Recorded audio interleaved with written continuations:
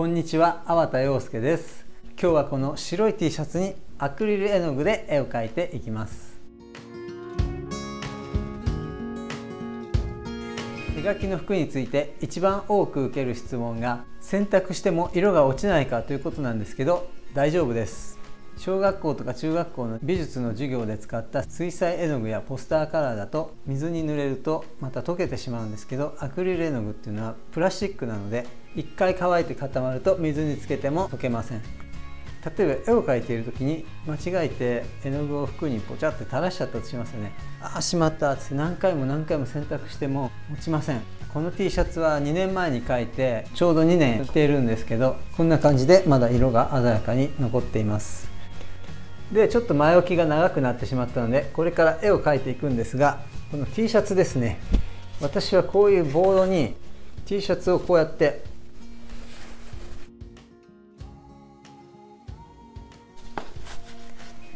こんな感じでボードを入れます。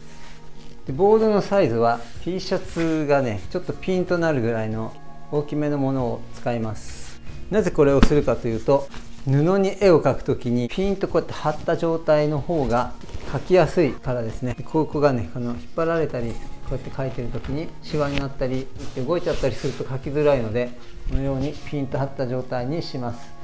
あともう一つは T シャツっていうのはこの表の面と裏の面があって、真ん中に何にもない状態で絵を描くと裏の部分にも映ってしまいます。でこのボードなんですけど、私はこれたくさん描くので大きさの違うものを5種類ぐらい持ってるんですけど、1回や2回描くためにちょっとそんな用意するのはバカバカしいと思うので、本当ボードだったら何でもいいです。そんで大きさが合わなかったら、大きめだと広がりすぎちゃうので小さめのものに入れて、こういうなんかこういう感じでパチンパチンってね止めて、それでピンと張ってで描くっていうことができます。でこんな感じで絵を描いていくんですが、アクリル絵の具でいきなり絵を描いてもいいんですけど、私はこのファブリックペン T ペンっていう種類のものなんですけど、これで線で絵を描いてで色を塗るみたいな感じで今日は絵を描こうと思います。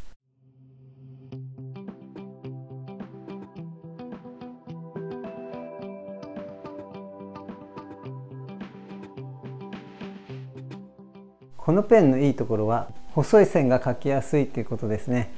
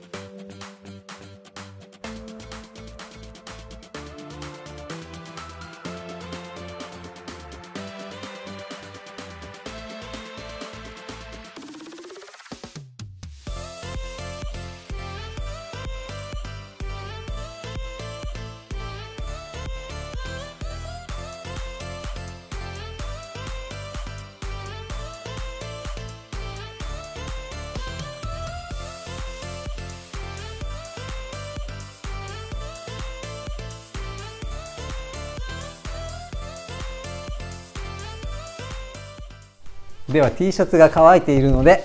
今度はアクリル絵の具で色を足していきます。 T シャツにアクリル絵の具で絵を描くときは結構水を入れます。 T シャツは着るものなので、アクリル絵の具で濃く描いてしまうと描いた部分が硬くなります。そうすると着心地が悪くなるので薄く描きます。それで布がすごい水分を吸収します。なので紙とかキャンバスに描く感じとはちょっと違います。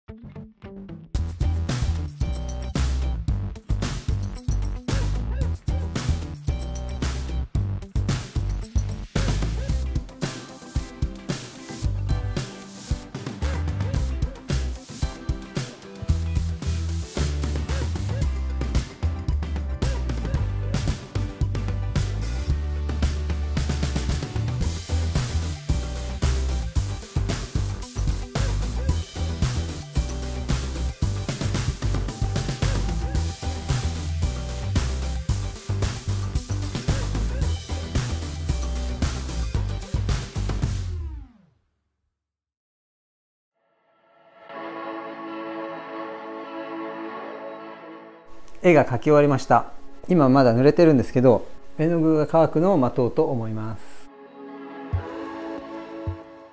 T シャツが乾いたので着てみたらちょっとこの辺が濡れてました。まあいいや、こんな感じです。ちょっと大きかったかな。アクリル絵の具は布に絵を描く用のメディウムとか混ぜる必要なくそのまま使えるんですけど、注意点は T シャツは着るものなので、こういうとことか厚塗りしちゃうと硬くなります。で、私は水をいっぱい混ぜたのでこういう感じで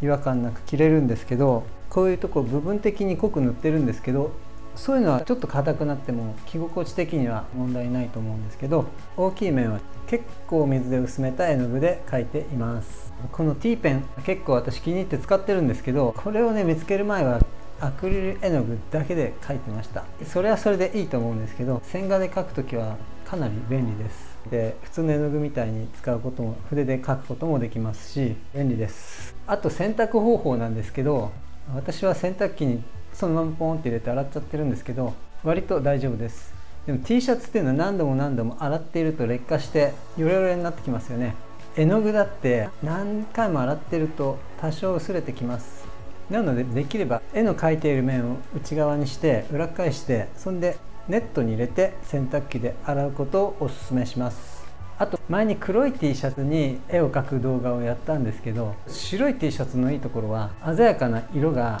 出しやすいのですごく描きやすいと思います。ということで今日は白い T シャツにアクリル絵の具と T ペンで絵を描きました。この動画が良かったと思った方は是非チャンネル登録の方もよろしくお願いします。ではまた次回お目にかかりましょう。さようなら。